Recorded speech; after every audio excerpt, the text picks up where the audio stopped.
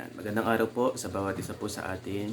So, ako po ay nagpapasalamat po sa Panginoon dahil binigyan po niya ako ng opportunity at biyaya upang tayo po ay magkaroon ng araw-araw na devotion po ng salita ng Panginoon. So, I believe ito po ay kalooban po ng Diyos. So, ang aking pong panalangin sa Panginoon, lalong-lalo na po sa mga kapatiran po natin na of course hindi po tayo magkakasama-sama, nakikita-kita. So I pray na hanggat papaano po ang mga mai-share ko po sa inyo ay maging blessing po sa inyong buhay at magamit po natin sa atin pong spiritual na kalagayan sa atin pong Panginoon. So ako po ay may devotion sa araw po na ito. Gusto ko pong ibigay po sa atin yung topic na ibinigay po sa akin ng aking Panginoon. Yung topic po tungkol po sa salita ng Diyos na kailangan po natin ang salita ng Panginoon. Babasahin ko lang po yung text po natin sa Matthew chapter 4.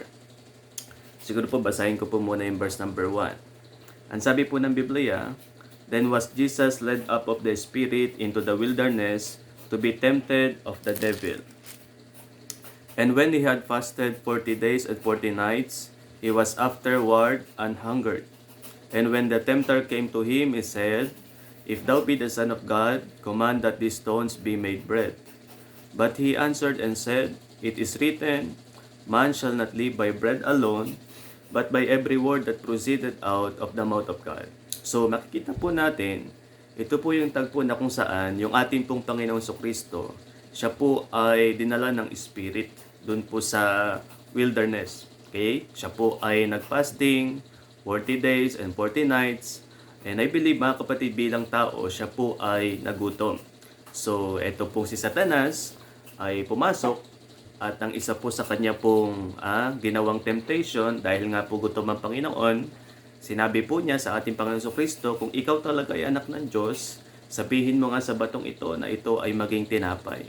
Pero ang ating Panginoon Kristo, ang sagot po niya, nasusulat, it is written, Man shall not live by bread alone, but by every word that proceeded out of the mouth of God. Ang tao po ay hindi nabubuhay sa tinapay lamang, kundi sa bawat salita na lumalabas po sa bibig ng ating pong Panginoon. So I believe, ipina-point out po ng ating Panginoon Kristo na mahalaga ang salita po ng Diyos, na kailangan po natin ang salita po ng ating Panginoon. So we always need the Word of God. Kailangan ko ang salita ng Diyos, kailangan mo ang salita ng Panginoon. And that is the reason why mahalaga po na araw-araw tayo po ay mag-aral po ng salita ng Diyos sapagkat yan po ay napakahalaga sa buhay po natin. Nakita ko po na kaya po mahalaga ang salita ng Diyos sapagkat number 1, it is our sword in battling the devil. Ito po ang atin pong sandata sa pakikipaglaban po sa dyablo, sa pakikipaglaban po sa mga tukso ni Satanas. Now, dito po ang ating Panginoon Kristo ay tinukso po ng dyablo. Now, sinasabi po ng iba na kaya po siya tinukso po ni Satanas sapagkat alam siguro na ng dyablo na matutukso siya or kaya baka hindi alam ni Satanas na matutukso siya. So, mga kapatid, kung iisipin po natin, si Satanas po ay nanunukso hindi po dahil alam niyang matutukso ka or hindi niya alam na matutukso ka. Si Satanas po ay nanunukso sapagkat yun po ang kanyang katangian. Tempter po siya, mga kapatid. So, kahit hindi niya alam o alam niya na matutukso ka, mga kapatid, siya po'y manunukso sapagkat siya po ay tempter. So, sa tagpo pong ito, mga kapatid, ang ating Panginoon Kristo ay tinukso po ng dyablo. 3 beses po ito, mga kapatid. Yung una po, nung gutom ang ating Panginoon Kristo, ang sabi po ng dyablo, kung ikaw talaga ay anak ng Diyos, gawin mo ngang tinapay yung batong ito. So, ang sagot po ng ating Panginoon Kristo, it is written. Okay? Nasusulat. So, ang pinapoint out po niya, salita ng Panginoon. Nasusulat, ang tao ay hindi nabubuhay sa tinapay lamang, kundi sa bawat salita ng Diyos. So, and then ikalawang punto po na tinukso po muli ng dyablo ang ating pong Panginoon Kristo. Dinala po siya doon, mga kapatid, sa templo. At ang sabi po ng dyablo, mga kapatid, kung ikaw nga talaga ay anak ng Diyos, magpatihulog ka sapagkat nasusulat, hindi papayagan na yung anghel ay ikaw po'y bumagsak doon po sa lupa. Ikaw po'y sasaluin ng anghel. Pero ano pong sagot ng ating Panginoon Kristo? Nasusulat, di po ba? Huwag mong tutuksohin ang Panginoon mong Diyos. So, ang pinunat pa rin po ng ating Panginoon Kristo, yung salita ng ating pong Panginoon. Now, pangatlong pagkakataon po, tinukso po ulit ng dyablo ang ating pong Panginoon Kristo. Ang sabi po niya, dinala po siya doon po sa bundok, pinakita po yung kayamanan, pinakita po yung kaliwalatian ng buong lupain, at ang sabi po ng dyablo, lahat yan ay mapapasayo, sambahin mo lang ako. Pero ano pong sabi ng Panginoon? Nasusulat, ang Diyos lang ang iyong sasambahin, siya lang ang iyong paglilingkuran. So, kung mapapansin po natin, doon po sa akin pong sinight, mga kapatid, nung tinutokso po ng dyablo ang ating Panginoon Kristo, ang ginagamit po niya lagi salita ng Diyos. Sapagkat yan po ay sandata po natin sa tukso ni Satanas sa buhay po natin.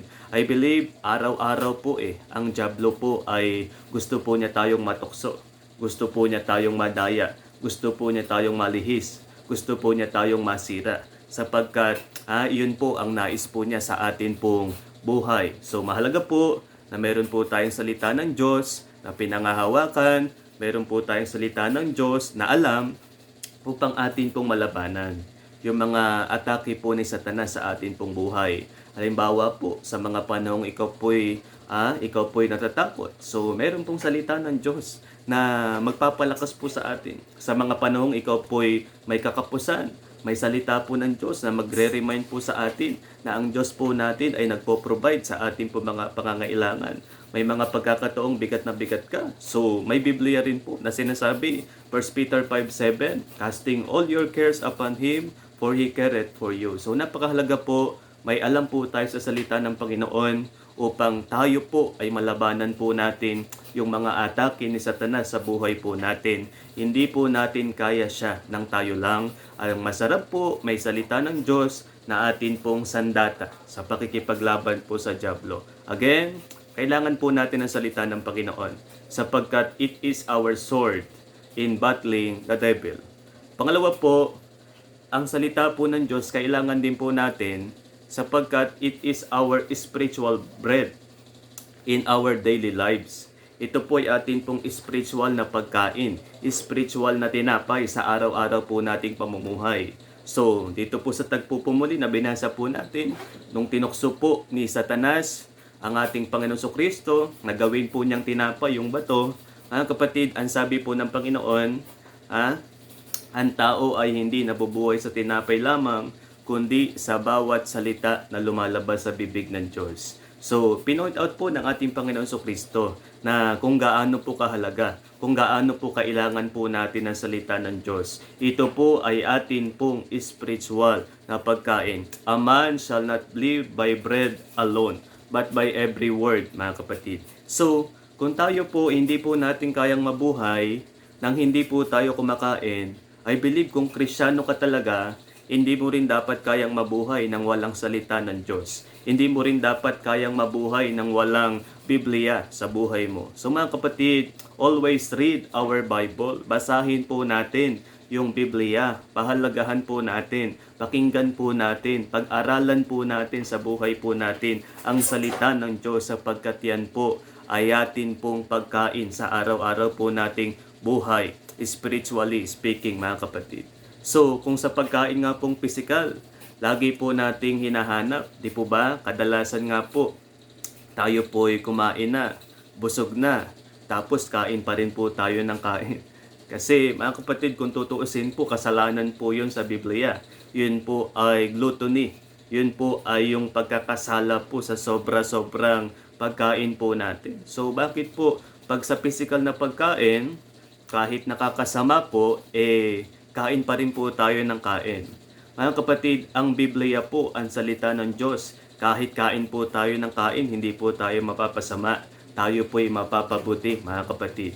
So, napakahalaga po ang salita ng Panginoon. Kailangan na kailangan po natin ito. Sapagkat ito po ang pagkain ng atin pong spiritual na buhay sa araw-araw po natin. Ang sabi nga po sa Psalm chapter 1 verse number 2, but his delight is in the law of the Lord, and in his law that he meditate day and night. So napakahalaga po araw-araw sa buhay po natin, umaga at gabi, mga kapatid. Tayo po'y mag-aral, magbasa, makinig, at atin pong pagbulay-bulayan po lagi ang salita ng Diyos. Kailangan mo po yan, kapatid. Kailangan po natin yan. Number 1, because it is our sword in battling the devil. Pangalawa po, it is our spiritual bread in our daily lives. At pangatlo po, it is our source to have a blessed life. Ito po ang atin pong, kumbaga, susi upang tayo po'y magkaroon ng mapagpalang buhay. Ito po ang pinaka-source natin upang maging mapalad po ang buhay po natin. Ang sabi nga po sa Psalm chapter 1, verse number 1, Blessed is the man that walketh not in the counsel of the ungodly, nor standeth in the way of sinners, nor sitteth in the seat of the scornful. But his delight is in the law of the Lord, and in his law that he meditate day and night. Sa verse number 2 po, ang sabi, ang salita ng Diyos ay kagalakan po dapat natin at pinagbubulayan po natin araw at gabi. At pag yun po ang ginawa po natin, pagdating po sa verse number 3, ang sabi po ng Biblia, and he shall be like a tree planted by the rivers of water that bringeth forth his fruit in his season, and whatsoever he doeth shall prosper. So, mananagamit. Joshua chapter 1, verse number 8. Ang sabi po ng Biblia, di po ba? This book of the law shall not depart out of thy mouth, but thou shalt meditate therein day and night, that thou mayest observe to do according to all that is written therein. For then thou shalt make thy way prosperous, and then thou shalt have good success. So, kailangan po natin ang salita ng Diyos sapagkat ito po ang source natin upang maging mapalad at mapagpala ang atin pong mga buhay. Alam niyo po, ang kaisipan po ng mundo ay iba. Upang maging mapalad po yung buhay po nila, iniisip po nila, lahat kailangan nilang gawin, kahit malabag na yung salita ng Diyos, lahat gusto po nilang gawin, kahit wala na pong prinsipyo pa na pag-uusapan. Pero sa buhay po natin bilang isang Kristiyano, hindi po ganun ang dapat pong kaisipan po natin. Sa halip, masarap na yung buhay po natin, kaya pinagpapala sapagkat dahil po sa salita ng Diyos na sinusunod po natin at ginagawa po natin sa ating buhay. So muli po mga kapatid, mga minamahal, I hope na yung mensahe po ng Panginoon sa araw po na ito ay maging mapagpala sa bawat isa po sa atin. Ako po'y nagpapaalala na kailangan po lagi natin ang salita ng Diyos. Number 1, because it is our sword in battling the devil. Araw-araw po, tinutokso po tayo ng dyablo. Araw-araw po, mga kapatid, may mga atake sa Satanas sa buhay po natin. Kaya kailangan po natin ang salita ng Diyos. Pangalawa po, it is our spiritual bread, mga kapatid, in our daily lives. Kung gaano po kahalaga yung pagkaing physical, mga kapatid, mas mahalaga po ang pagkaing spiritual. Kaya po lagi po tayong, kumbaga po, mag-aral at makinig at kumain po ng salita ng Diyos. At pangatlo po, kailangan natin ang salita ng Panginoon because it is our source to have a blessed life. Upang maging maganda, maayos, mapalad at mapagpala ang buhay po natin, kapatid, salita po ng Diyos ang atin pong kailangan. Kaya lagi po nawa nating nasayin ang salita ng Panginoon upang tayo po'y lumago. Lagi po nawa nating pagkatiwalaan ang salita ng Diyos at nawa po ang salita ng Diyos makita po yan sa atin pong mga buhay. So sa araw po na ito, I hope na napagpala po tayo ng salita ng Panginoon at patuloy po nating hanapin ang salita ng Diyos sapagkat naniniwala po ako, lagi po nating kailangan ang salita ng Panginoon sa buhay po natin bilang Kristiyano. So, I pray na maging blessing po itong mensahe ng Panginoon.